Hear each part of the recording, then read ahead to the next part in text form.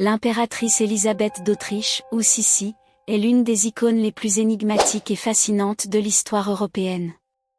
On se souvient d'elle pour sa beauté époustouflante, sa personnalité saisissante et sa tragédie personnelle. Mais qui était réellement Sissi, et pourquoi son image résonne-t-elle encore aujourd'hui si fortement dans la culture populaire?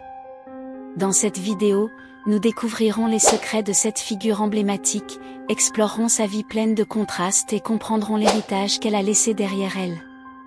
Née le 24 décembre 1837, Élisabeth était une jeune aristocratie bavaroise qui vécut une enfance insouciante à Possenhofen, la maison familiale. Cependant, sa vie change complètement lorsqu'elle épouse François-Joseph Ier, empereur d'Autriche, à l'âge de 16 ans. Soudain, elle se retrouve au centre de l'un des tribunaux les plus stricts et les plus traditionnels d'Europe.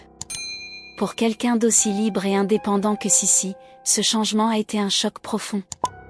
Le mariage, qui ressemblait au départ à un conte de fées, a vite révélé ses complexités.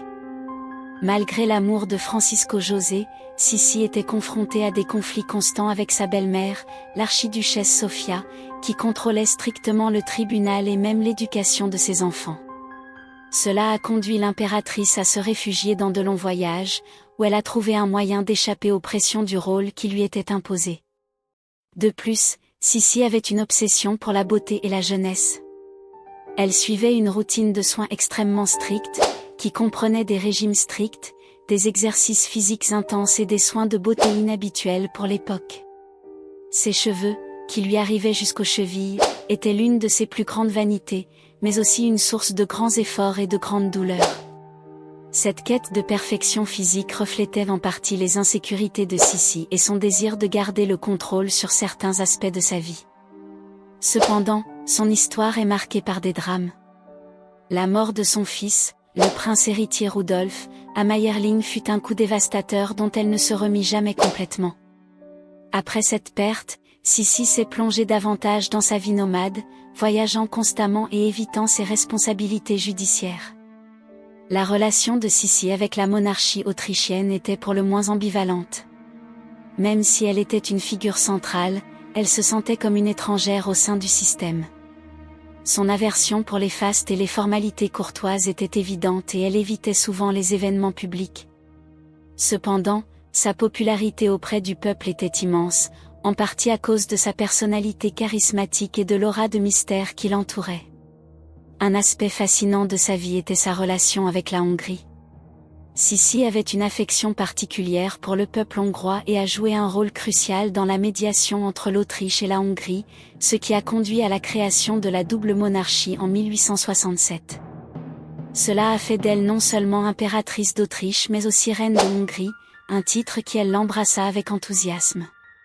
Son amitié avec le comte Gyula Andrássy, un homme politique hongrois influent, fut essentielle dans ce processus. Malgré sa position élevée, Sissi se sentait souvent seule et incomprise. Ses longs voyages à travers le monde n'étaient pas seulement un moyen d'explorer de nouveaux endroits, mais aussi une tentative d'échapper à sa douleur émotionnelle et au poids de ses responsabilités. Au cours de ses voyages, elle a écrit des poèmes qui ont révélé ses émotions les plus profondes et sa vision du monde. Ces écrits nous donnent une idée de son combat intérieur et de sa recherche de liberté. Sa mort tragique le 10 septembre 1898, assassinée par un anarchiste à Genève, met fin à ses jours mais conforte sa place de figure tragique et romantique de l'histoire.